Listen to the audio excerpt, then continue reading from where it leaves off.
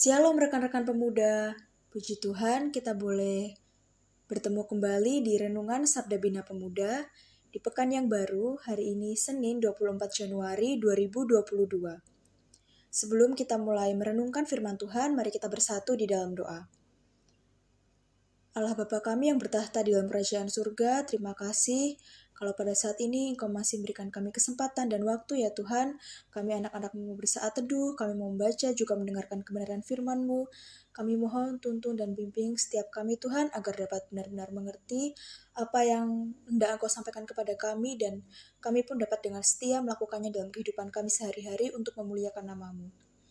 Sertai kami Tuhan, berfirmanlah karena kami telah siap untuk mendengarkan firman-Mu. Di dalam nama Tuhan Yesus, kami berdoa. Amin. Ya rekan-rekan, bacaan kita pada hari ini terambil dari Kejadian pasal 43 ayat 24 sampai 34. Kejadian pasal 43 ayat 24 sampai 34 yang menyatakan, setelah orang itu membawa mereka ke dalam rumah Yusuf, diberikannya air supaya mereka membasuh kaki, juga keledai mereka diberinya makan. Sesudah itu mereka menyiapkan persembahannya menantikan Yusuf datang pada waktu tengah hari, sebab mereka telah mendengar bahwa mereka akan makan di situ. Ketika Yusuf telah pulang, mereka membawa persembahan yang ada pada mereka itu kepada Yusuf di dalam rumah, lalu sujud kepadanya sampai ke tanah. Sesudah itu ia bertanya kepada mereka, apakah mereka selamat? Lagi katanya, apakah ayahmu yang tua yang kamu sebutkan itu selamat? Masih hidupkah ia? Jawab mereka, hambamu ayah kami ada selamat, ia masih hidup. Sesudah itu berlututlah mereka dan sujud. Ketika Yusuf memandang kepada mereka, dilihatnyalah Benyamin adiknya yang seibu dengan dia, lalu katanya, inikah adikmu yang bungsu itu yang telah kamu sebut-sebut kepadaku? Lagi katanya, Allah kiranya memberikan kasih karunia kepadamu, anakku. Lalu segeralah Yusuf pergi dari situ, sebab hatinya sangat terharu merindukan adiknya itu, dan dicarinyalah tempat untuk menangis. Ia masuk ke dalam kamar lalu menangis di situ. Sesudah itu dibasuhnyalah mukanya dan ia tampil keluar. Ia menahan hatinya dan berkata, hidangkanlah makanan. Lalu dihidangkanlah makanan bagi Yusuf tersendiri, bagi saudara-saudaranya tersendiri, dan bagi orang-orang Mesir yang bersama-sama makan dengan mereka itu tersendiri, sebab orang Mesir tidak boleh makan bersama-sama dengan orang Ibrani, karena hal itu suatu kekejian bagi orang Mesir. Saudara-saudaranya itu duduk di depan Yusuf, dari yang sulung sampai yang bungsu, sehingga mereka berpandang-pandangan dengan heran. Lalu disajikan kepada mereka hidangan dari meja Yusuf, tetapi yang diterima Benyamin adalah 5 kali lebih banyak daripada setiap orang yang lain. Lalu minumlah mereka dan bersukaria bersama-sama dengan dia. Demikian pembacaan Alkitab. Sebutan sultan menjadi viral dan menjadi kata gaul yang sering digunakan akhir-akhir ini, yang ditujukan kepada mereka yang memiliki kehidupan mewah. Demikianlah yang terjadi kepada Yusuf.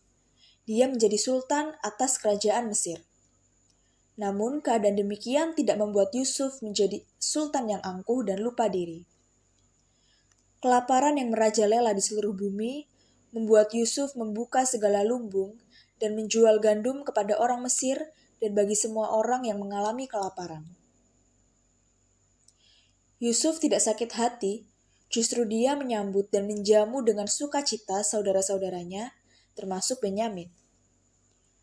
Yusuf menjumpai saudara-saudaranya dengan tangan terbuka dan menanyakan keadaan mereka dan Yakub, ayahnya. Kemudian memberkati Benyamin. Yusuf juga manusia biasa. Dia sangat terharu melihat adik bungsunya dan menangis di dalam kamar. Namun Yusuf berusaha tegar dan kembali di tengah-tengah jamuan makan siang, duduk makan dan minum bersama saudara-saudaranya satu meja makan dengan sukacita. Benyamin mendapat hidangan 5 kali lebih banyak dari yang lainnya. Kehidupan harus dilanjutkan dalam segala keadaan yang dialami. Jadilah sultan di dalam Kristus, karena pembaharuan hidup yang kita alami dari hamba dosa menjadi hamba kebenaran, sehingga kita tetap memiliki kemurahan hati seperti Yusuf. Sesulit apapun keadaan yang kita alami, kita terpanggil untuk mewujudkan perilaku yang baik berdasarkan iman.